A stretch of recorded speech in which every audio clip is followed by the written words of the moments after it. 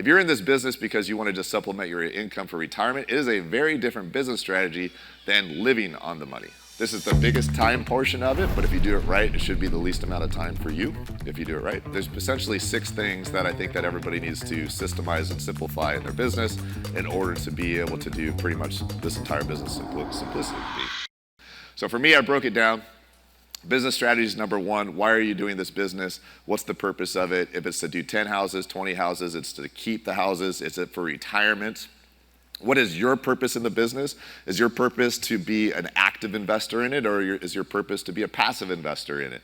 Is your purpose to, are you going to be hiring subs, or are you going to be hiring GCs? Are you going to be investing in a market that you live in, or are you going to be investing outside of that market, or both, right? Are you going to be the person putting the money into the deal, or are you going to be the person finding the money, right? Are you going to be the person managing the contractors, or are you going to hire somebody to go hire the contractors? Are you going to source the deals, or are you not? Because these are all part of the business strategy.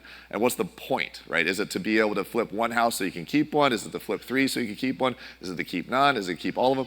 You guys with me? This is the most, in my opinion, this is one of the most important parts, which is like, why are you doing the business? What's the point of doing the business? Is it also that you just want to supplement your income so you can have more retirement, right? If you're in this business because you want to just supplement your income for retirement, it is a very different business strategy than living on the money. You guys with me on that?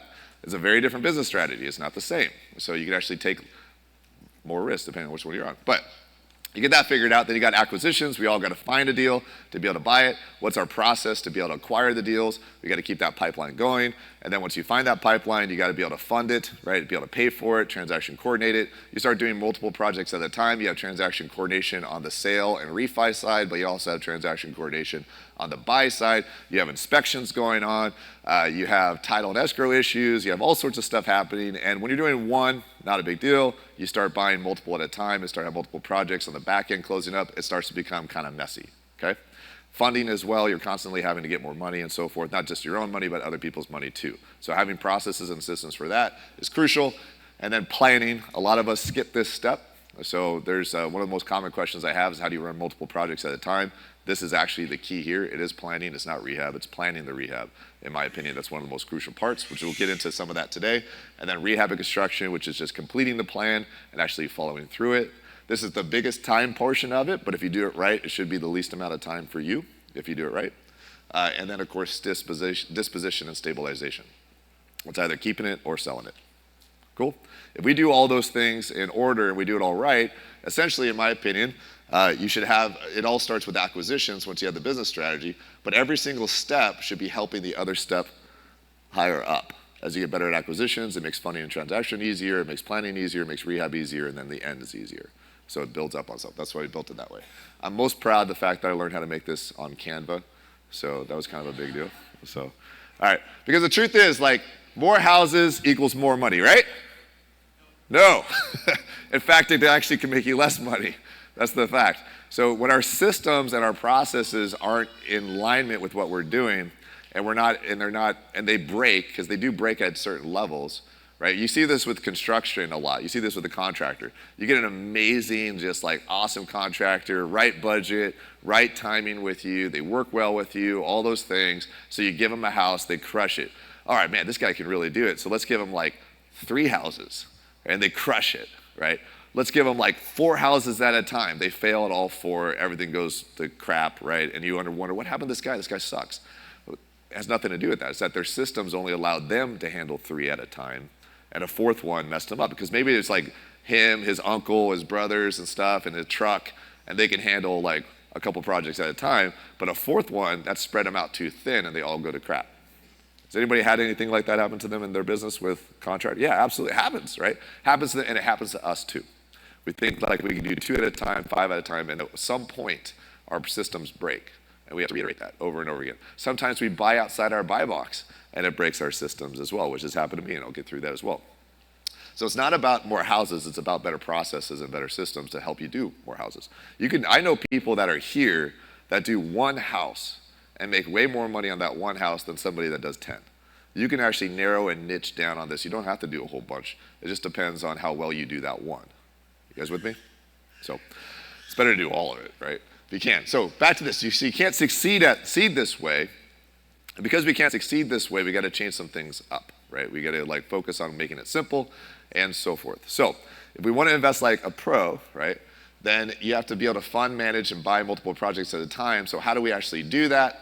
And in my opinion, it's asking better questions of ourselves. So this is just one simple question I started throwing at my team a couple years ago, and it's now kind of an inside joke.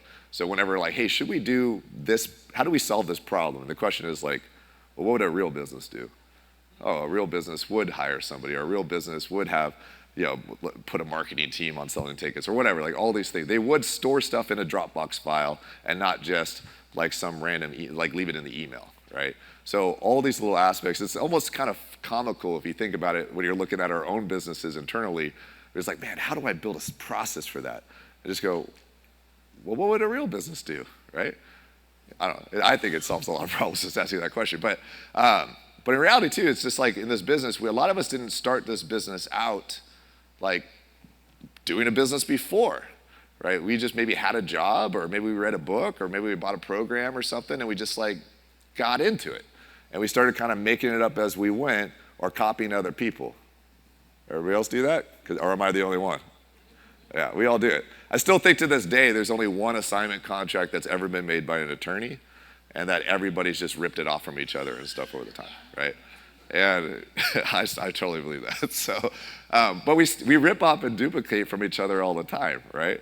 And that's okay, because there's no like reinventing the wheel with real estate. Maybe AI will change that, I don't freaking know. But at the same time, it's not that complicated. I mean, real estate has been around for a long time, so we just have to copy what other people are doing. That's all we got to do, and just make it our own. There's a reason why there's no one software out there that ever will solve all your problems in real estate. It's because we all do it a different way. We all have our own way we like it, right? So, but that's okay. Just figure out the way you like to do it. So what would a real business do? And if we want to be able to leverage up to the next level, then this is a quote that I like to take credit for, but it's way easier in this business to compete against amateurs when you're a professional. And so it's switching ourselves from struggling DIY, doing it all ourselves, trying to figure it out in our head, putting it on pieces of paper, scratch noting it, having a bunch of software, Excel all over the place, and be a little bit more professional in this business and treating it like a real business. And that's how we get to the next level when it comes to scaling and growing and so forth, okay? But real estate is hard, right? There's issues that happen. Contractors have, call you with all sorts of change orders. Realtors suck, but no offense, Ryan. There's professionals that aren't that professional. There's problems that happens all the time in this business, and it really is hard, but it's part of the business. So if we're going to flip multiple projects in 2025, I think there's 4 things we're going to cover today in it. The first one is systems and standardization. We all need that. It's one of the hardest parts, actually, in my opinion, but it's the biggest part to make this worth it to everybody. It makes everything easier once we have some sort of systems and standardization. It's just hard to get them going. You guys agree? Because how many of you guys are familiar with EOS, Entrepreneur Operating System? So there's a whole thing. You're either an integrator or a visionary. If you're the type of person that has like the ideas, likes to start things, get things going, whoop, whoop, whoop, high five people, go whatever, do it yourself, run it around, you got all the ideas and so forth, right? But you don't like the whole day-to-day implementation, the structure, right? Raise your hand. Yeah, that's most of us are visionaries. How many of you guys like love the integration, love the structure, love the day-to-day, love all that? You guys are weird, but those are integrators, right? Vast majority of people that decide to quit their job or go full-time in real estate, they're visionaries, right? So this part is one of the hardest parts. And we'll go over that. Team and delegation, right? If you're going to scale and grow, you can't do this by yourself. You need a team. You absolutely have to have a team. They don't have to be internally paid by you, but you need a team. Financial discipline, right? This should be number 1. And then, of course, risk management, because it's all about mitigating risk in this business. One of the surest ways to fail in this business is to only look at the profit. That's not how you do this. The best ways to last in this business long term is to mitigate risk, protect your downside. And we'll go over that. So this is what we're gonna do. Cool. So let's start with systems. My fancy 6th thing, right? We're gonna go over this a lot. So we're gonna start with systems. So if it was easy, this is what it would look like, but we have to choose at least one of these things to begin with to be successful in this business. No matter what, no matter who you are, you either have to get really good at acquisitions or you have to get really good at operations. You have to get good at one of those. Now, if you guys get really good at acquisitions, you have a lot of room to mess up operations, So I buy properties on at a minimum of 15% cash on cash return. 18 is what I really want. I won't buy anything less than 15. So, but if I'm buying deals that are 30% all day, I have so much room to mess up, right? Which means I don't have to be that good at operations. But I would buy a 30% cash, everybody would buy a 30% cash on cash all freaking day, right? But if you have that, you have a lot of buffer. You're reducing risk and so forth. But how many here can confidently just keep buying 30s all day, 30% plus? Nobody, right? If you can't, come talk to me, show me how to do it. I'll hire you tomorrow. But you have to get good at acquisitions. Or if you're like most of us, we're okay at acquisitions, right? We can get a 15%, we can get a 10%, or sorry, 20%, we can do whatever, like when it comes to flips, that's what I'm measuring off of. But we have to get good at operations in order to do that long term, because stuff happens, right?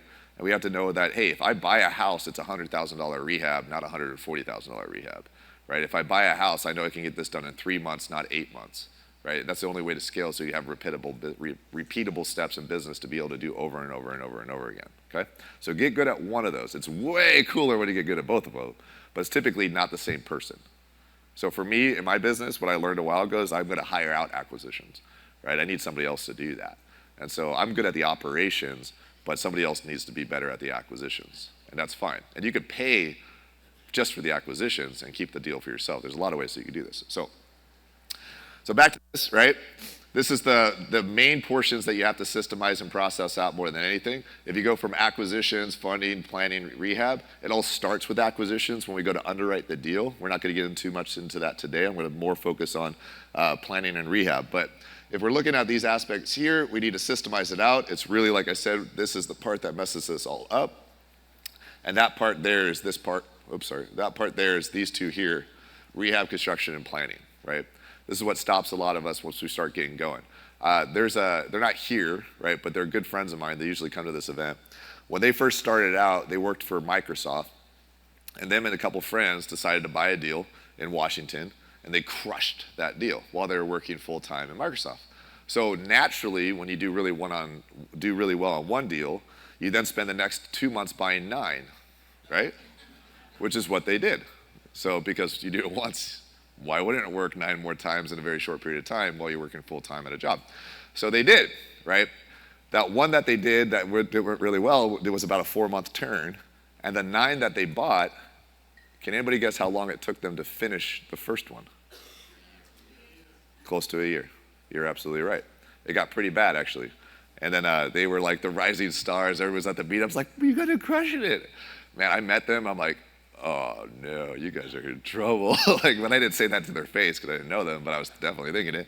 I became really good friends with them, and sure enough, like a year later, I'm like bringing my contractors as friends to kind of help them clean stuff up and everything and get it taken care of because the system broke, right? And a lot of it has to do because this, right? They were good deals, but they became bad deals here. Cool? So let's talk about planning. This is where everybody skips it, right? It's the key is to slow down, not speed up. You know, we buy a house, we got to go, right? In my opinion, spend more time planning it, and then the house will go faster. So if there's tons to do when you go to plan, so this is where it gets kind of messy, right?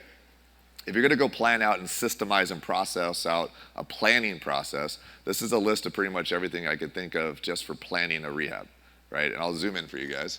Like, so there's a little bit, you got prep property, transfer utilities, property planning reviews, floor plans, scopes of work, budgets, bid requests, kitchen layouts, cabinets, plant layout, design and finishes, insurances, onboarding new contractors, contractor agreements, project schedules, QC process, material. There's more, by the way. This is just some of them. So who's excited to sit down the next year and build all this out, right? No, and there's yeah, that's fine, you can. But this is what stops us. We see this list like this, and you're like, oh my God, like I don't have time for that. Like, and then I'll deal with it later, and we kick the can, and so forth. Now, you don't have to tackle all these at once, but this is like a lot of stuff. And this is just the planning of the property, right, to get it going, in my opinion. This is a lot of stuff. And we can spend a lot of time on this. And there's wrong ways to doing this, too. Like, there's a point where, do you have a question? It's my son over there. But there was a point in my career when Serena, she's running around out here, and it was in 2014 or 2015, where I didn't really have a ton of processes, but I knew how to handle a lot of stuff, right? You can do this business without any processes. You can do it in your head, right? And there's some of us that can do it really, really well. But I would actually we had 23 projects going on, and I didn't have that many processes. And so, but we were hiring GC. It was a different game back with the REO day. You can get away with a lot of stuff. But I remember driving my car, and my process was to call Serena up, and like I'd be like, okay, let's start at the top. 123 Main Street. What do we got to do? Blah, blah, blah. And she'd write it down, and we just start, done. Next property. And that was our entire process, was she would just take notes while we're driving. And it worked until it didn't, right? And it would have been way better if we had processes. So if you're going to have a planning phase, if you can skip all this stuff, right? All right, you don't need to get crazy, but you can. But there's 4 that you absolutely should take care of. If you're going to scale and grow this business, you have to get good at these 4 things. Scope of works, budgets, finishes, onboarding contractors. This is during the planning phase. I've talked about this before in other presentations if you guys have been around my stuff, webinars, and so forth, but absolutely you have to. You can't scale and grow unless you're good at those 4. And so it doesn't mean you have to be good, somebody has to be good at it. Somebody on your team, it could be, you can hire it out, you can get contractors to help with you. There's a lot of ways to do this, but you have to. So now, budgets, scope of work. This is a scope of work on a project. This is actually the scope of work I use, right? So we built this out, me and Serena built this out over years. And it's essentially, it's actually a massive spreadsheet that we refine down. Now you don't have to do it this way. There's ways to do it where you have a contractor make the scope of work. When I was newer, I'd bring a contractor out and especially when there was a cosmetic flip, I'd bring a contractor out and I'd have them walk it and I'd have my realtor tell them what the scope needs to be able to get the ARV. I'd have my realtor help me make the scope. And the realtor would be like, hey, you have this crappy house. In order to get the ARV, here's comps. So you need to add a bath and you need to update the kitchen and you need to get the flooring done and stuff. And I'd have the realtor kind of bullet point what needed to be done, right? Make it look pretty. And then I would send that to the contractor and I'd have them go like bid off of that. It wasn't that detailed. Make the kitchen pretty, update the floors, paint, whatever. Might not even have finishes on it. And then I'd have them make a scope. And then I would get another contractor to go do that too. And I would compare. And then sometimes I would combine those and give them to a third contractor. And I didn't even know what half the stuff said because I didn't understand construction, but I knew how to get people to do stuff. So I would just do that. And I would actually use the contractors to make the scopes. And then eventually that third contractor might make a cooler scope and I might go back to the first contractor and be like, hey, what about all this stuff? I might walk the property with the contractor and go like, that looks messed up. What do you think? And they're like, yep, it looks messed up. And I'm like, cool, write that down. And then I read Jay Scott's book, the book on estimating rehab cost. And I learned the names of some of these things even, like what a ledger board was, which was a big deal to me. I remember reading that. It has to do with decks. And I remember the next day walking a property and the ledger board looked rotted out and I pointed it out to the contractor. I'm like, what do you think of that ledger board? And he's like, this guy knows his stuff. I can't take advantage of him. So a true story, by the way. That's how I really thought that was actually the case. But make a scope. Now today, we can get super detailed, but I can promise you 80% of you guys don't need to get this detailed on your projects, right? We do, but you don't have to. We do 100-year-old houses, and so you have to. But a lot of the projects we do today don't need to be this detailed, right? So most people do today, you can get away with pretty generalized scopes, right? But just have a really good scope. You guys with me? So do that. And then floor plans. If you're doing cosmetics, you don't really need a floor plan. But if you're doing any kind of alterations, you absolutely do. We just don't want to leave things to chance, right? We don't want the contractor to think one thing and us think another. We just want it written out, right? We don't want miscommunication. All the problems in construction typically happen because of miscommunication. And so you think one thing, I told you this, and they're like, I don't remember that. And it's not written down or documented or anything along those lines. It's usually miscommunication issues. And also the contractor's like, there's something wrong with this investor. And you're like, it's another contractor that sucks. But if you talk to all the contractors, they might say otherwise. But it just depends. But communication is everything. So why even chance it? So let's get a floor plan. Let's get a scope of work. Let's get a finish packet as well. Key to success in this business, number one, is don't let your contractor pick out your finishes. So it's definitely a big no-no. So, but you don't have to get crazy with these things. This is actually a finish packet. This is what we use. We built it out in Smartsheet and so forth. So we just click the little buttons and pick out the finishes. It's not transferable everywhere. This is just one that we used in Washington for a long time. But we have one, right? And it's getting better and better. No matter what market we go into, we have to kind of figure out what's the finishes for that market because they're not the same everywhere. But having a packet should be the same everywhere. It's just what's in the finishes. And I am the last person in the world that should pick out finishes, as my wife knows. And so I can't do it. I'm not the one. And so paint color, I don't see it. There's a panel over there. What are they doing that for? That's crazy. Anyways, but I can't pick out finishes. It's not my thing, right? Tile, I don't like looking at that stuff. I don't mind. I love Home Depot's like lumber section. That's about it, right? But everything else, I can't do it. So I outsourced this immediately. I'd have the realtor actually help me initially. And then there's people out there you could pay a couple $100 for. I see, Ryan, where you at? Yeah, Ryan's my realtor in Arkansas. Like he has a lady that I said, hey, you know anybody? He's like, yeah. Refers me to the lady, paid her some money, and she made a finish packet for me in Arkansas. I'm now going to take that information. I'm going to put it into something like this later to repurpose over time. So, but never let the contractors pick finishes. Outsource it if it's not your strength. Simplify it as much as possible. And we don't have to reinvent the wheel either. So if we're building systems and processes for our planning, right? We don't have to like remake it every single time. We can use a lot of times the same ones, right? This is actually over. I think I pulled some properties over a 2-year period, just random kitchens. And I was like, oh yeah, I didn't even realize we were using the same finishes on some of these things. But these are all different kitchens. And I think pretty much every single thing in those kitchens are pretty much the same. So they just like look slightly different, but they're all the same. And so we don't have to reinvent the wheel, right, for this, because this isn't a piece of art, right? You're not living in it. It's a commodity, right? You're fixing a house so that somebody else can make it their own. So we don't have to get all fancy with it. Let them get fancy with it. We just have to make it really nice and neutral. That's how I feel. Unless the comps say otherwise. Everything with this is all about comps. If the comps say, like, do something high end, then do something high end, right? If the comps don't, then don't. So then you get into rehab, and you turn a messed up house, there's proof, I used to walk properties, and turn it into a pretty house, and deal with these guys, right? So in the rehab phase, if you did really well in the planning phase, I'm going to speed up now, guys. Then you still have to do these things. If you did good on this planning phase, then the rehab phase should go pretty well, right? Quality control is a big thing that you need. Onboarding contractors, paying contractors, which becomes a real pain if you're doing multiple projects, is the paying the contractors. So having process for that, and then handling change orders, because they will come up no matter what. So if you go into quality control pictures and just go through that, this is something, by the way, tarlyarber.com, I have a whole packet on this part, the quality control pictures. It's free, all that stuff. It comes with like a 30-40 minute video and a whole PDF on how to do what I'm about to show you guys here. But this is an example, right? We use Dropbox.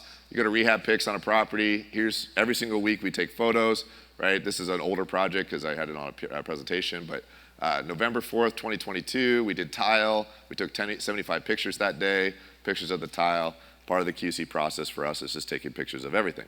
But in order to do that, we leverage technology. This is a bunch of different technology used. There's no one technology out there that's going to solve all your problems, so get over it. You will have to combine a few things. It's just how it works, because there's no one thing that's going to fit your unique way of doing the business. So for us, we use these 3 things: Dropbox, Smartsheet, Asana. But you can use any of these. I've used them all. And so Basecamp's great, all that stuff. Google Drive's great. I just like Dropbox better. So many things that you can use. There's lots of project management software out there as well, but you kind of have to build it, right? There's also like Flipper Force, that's pretty good. There's software, there's spreadsheets out there. There's a lot of things you can just use and to make it your own as well. But we've just done that with ours. So the wrong way in this business is to do it in your head, sticky notes and so forth, especially if we're going to scale. So if we're wondering how we can build operations up, it's not this way. We don't do it in our head. We don't do it on a whiteboard, right? We do it with software. We do it with tech, and we do it with the resources that are out there and leveraging other people.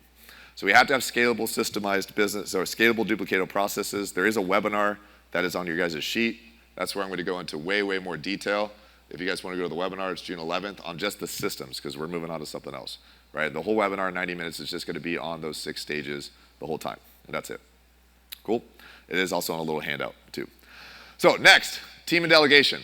So we got some systems, we got some processes and so forth. Now we have to have a team. We can't do this on our own. This is my team. You might actually recognize some of the faces and so forth that are out there. This business is so much easier building a team around us. But we also, there's team members we can have that don't cost us anything. Like, we all need these people. But these people are typically paid through the transaction, right? We all need realtors, wholesalers, escrow title agents, lenders, contractors, property managers, inspectors, insurance agents, and so forth, right? These are not payroll people. These are people but we absolutely need every single one of these people on our team in order to be successful in this business. Is there anybody I'm missing? At a minimum, this is minimum. You got all these people too, right? So these are people that you should have, because the point is you need every single one of these people also on your team in order to build this business as well. And if you don't have these people on your team, who's filling these roles? You, because you are, right? Whether you like it or not. And so we have, at some point, now do you have to outsource all these? No. Maybe one of these you actually really are good at. Cool, lean into it. It's not bookkeeping for most of us, that's for sure. So hire a bookkeeper. Project manager might be your best thing, which is awesome. Lean into it. For me, I'm really good at the planning. I'm really good at the planning of the project. I am not the person that should be the point of contact for the contractor though, right? So I can outsource that. A project coordinator can do that, somebody else can do that, and so forth, right? But there's a lot of things that I'm good at that I also hate. Like I hate making the scopes of work, but I'm really good at it, unfortunately. So I gotta go do that. Like I'm not gonna, if somebody else can make it, but I'm still gonna QC it. But we have to fill these roles in our business, and if it's not you, it could be somebody else, but if it's not somebody else, it's definitely you. So if you're gonna outsource anything quickly, there's a couple of things that I think there's 4 that you can outsource pretty quickly, and you should outsource right away if you're not already outsourcing that.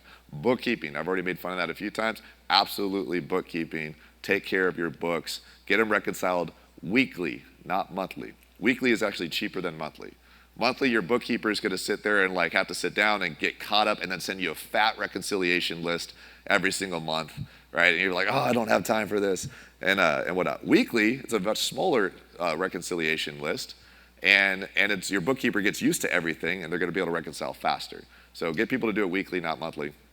QC pictures, like I said, tarlyarber.com, it's free on there. And then admin, if you need help with that, for sure, which you can VA that. Like it doesn't have to be somebody that is actually local with you. That's somebody that's making sure stuff's in the right process. And they can be transaction coordinator. There's a lot of aspects. Really, really good admin people for real estate are former transaction coordinator people as well. So just keep that in mind. And then design, outsource that. If it's not your thing, don't do it. And also don't let your designers get carried away. It's about the comps. Everything's about comps. Remember that. Cool? Okay, so you have to have these to scale though. If you're gonna build a team and you're going to scale, you must have these things. There's no exception. Strong project management is crucial in order to scale and grow and do multiple projects. That's either you or somebody else. Somebody on your team has to understand construction, whether we like it or not. Quality control, hit that up. You gotta be able to make sure that the job's getting done correctly in order to be able to pay people, because last thing you want is you wanna be done with the job, paid the contractor, and then realize, oh my God, it's not as good as I thought it was, or they missed something. A contractor, once they've been paid, it's a lot harder to get them back out, right? So QC is constant.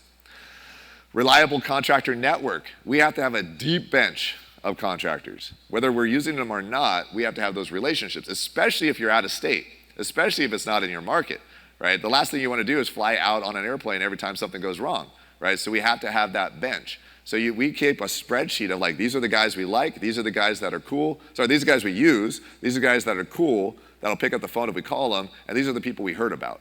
And then these are the people we will never talk to again because they suck and we tell everybody they suck. So that's a whole list of constantly working with people, so we have people to go through. Always meeting them, always talking to them. Contractors are very, very important in this business. Admin, bookkeeping, and support.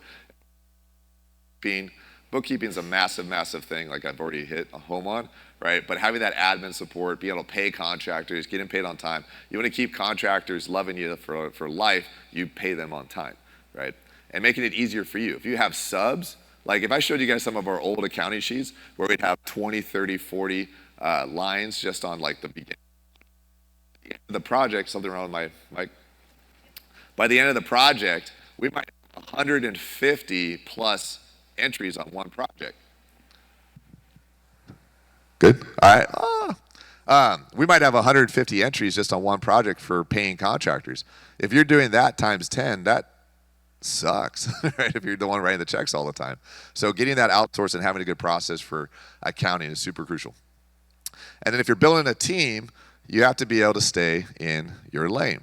So I use a story briefly with my wife and I. My wife decided to quit her job in 2017 when we decided to be together in the business full time. Now keep in mind, she was coming into my business, but she was not going to go work for me, right? So we had to come up with a lane. One thing I hate more than anything is property management. Who can relate? I'm the worst. If I want to lose all my tenants, I should be in charge of them. But she actually likes it, or did used to like it. So that was a super easy lane. Like, she was 100% in charge of all property management, period. She wanted to outsource it, do it herself completely. Her lane, doesn't matter. I will stay out of that as far as possible. But that's just the same with anybody on your team. They got to know what's in their lane. They got to know what their boundaries are, right? And let them go fulfill, like, trust but verify. We got to let our team members know, hey, this is your lane. You're allowed to do these things, and I'm going to trust you to do it, but verify that they're doing it, and so forth, and hold them accountable. There's a big difference between abdication and delegation. Abdication is just like letting them go loose and forgetting them. Delegation is delegating, but also holding them accountable to get it done.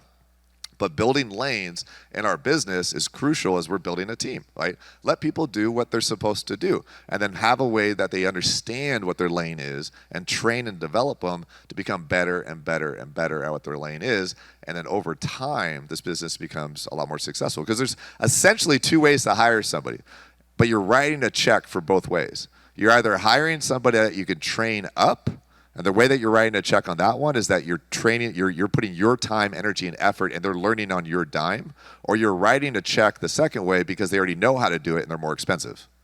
But you're writing a check either way. There's a price to pay, whether training somebody up or hiring somebody that's already trained. But you're paying a price. So, next, financial discipline. One of the most important parts. My good friend, Mr. Ken McElroy, says real estate is math, and that's it. I like to add, he's an overall badass, but I like to add that real estate is objective math, not subjective math. It's easy to make a spreadsheet say whatever it needs to say. You can make an Excel spreadsheet say whatever you want, but it's objective math that's most important. Is that budget of 80 grand really the budget, or do we hope it is? Right? Is that ARV after repair value 300 grand, or do we really just hope it is? Right? We can make our spreadsheet say what any deal looks good on a spreadsheet if you want it to.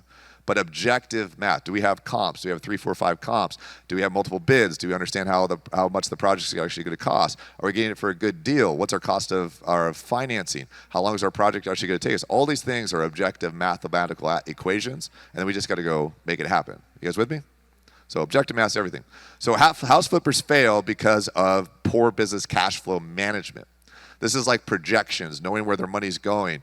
This is having, okay, I bought 4 projects this month. It's going to take me 3, 4, 5 months to finish those out before I get a check, right? But does that mean I can still buy more projects? There's money in the bank, or there's not money in the bank. Because financials, when it comes to most of us house flippers, I'm saying this, guys, because I speak from the heart. I was this person, right? I'm not trying to make fun of everybody. This was me, absolutely 100% at one point, where it's just like not paying attention to finances and saying, there's money in the bank, we're good to go, right? That's called bank account accounting. But the reality is, it disappears the next month, and you're like, where'd it go? I don't know. And also taxes. When the tax bill comes, nice. So bank account accounting, there's a great book called Profit First. Check it out. It's when I first heard the term bank account accounting. And it's where we open a bank account. We see more money in it than last month. Means we're doing good, right? Woo-woo, I'm rich, more money in there. 30 days go by, and you're like, what the hell happened to my money? And then all of a sudden you're like, hey, I got money again. This is sweet. I'm successful. And then what? I don't understand. And then, oh my God, I'm so cool, right? And then you're like, I have no idea why I'm broke at all. Like, it just keeps happening. And it's a very emotional process doing bank account accounting. But it's okay. You can raise your hand. I was this person for a very long time. So, and I've seen a number of people over the years, unfortunately fail because of bank account accounting. This is where we got to get good at projections. So we have to know our numbers. We have to have regular financial reporting, right? This is hard work, guys, but this is about building a professional in the business. This is not easy. It's easy once we have the processes set up, and they're worth it, right, as well. So budgets, updated realistically, accounts payable, knowing what's up there, right? Conservative budgeting contingencies, that's like where you're making sure you have a 5 or 10 or 15% budget contingency on everything. Cash is king. Things come up, save our money, right? When 2022 happened and the market and the interest rates went up, how many of you guys here, like myself, got kind of affected by the rates going up in 2022? So I lost $150,000 on 2 projects that year, right? Now, that sucks, but I had money in the bank, took care of it, because I also made another $400,000 on other projects. So it kind of balances out as we go. But even then, cash is king. If we're spending all our money every time we make it, then when we have a rainy day, it's going to wipe us out. So you have to take chips off the table, right? You have to have money saved. You have to put it somewhere else like other real estate. You have to have a conservative cash flow metrics to be able to grow respectfully, right? So that because things will happen in this business. We got to know where the projections are going with our money. Money coming in, when, money going out, right? Project at least 6 months out. 12 months is better. And every time you get another deal, you add it to the projection, knowing that if I bought a deal today, I'm probably not going to see a check on it for 4, 5, 6, 7 months, depending on the size. Some of the projects I do, I know I won't see for 9 or 10 months because they're 100-year-old houses with $200,000 rehabs in a city that requires 4 months of permitting, right? So I got to kick that can way out there. You guys with me? So keep that in mind. Capital access, we need that. Borrow money when you don't need it. Because if you really need it, it's very hard to get it. With me? So figuring out those lines of credit, figuring out those lender relationships, meeting people in the exhibitor hall and so forth, that's today, that's not tomorrow. Because when you need it, you're going to want those relationships already. Okay? Strong financial relationships, hard money, private money, bank financing, all that great stuff. Need to be able to rely on financing when you need it. You can't scale and grow without the money. All right, moving quick now because I'm already out of time, and I never did this presentation before, so I never timed it. All right, and then final, risk management. Robert Kiyosaki says investors who are risky, the investor who is risky, not the investment.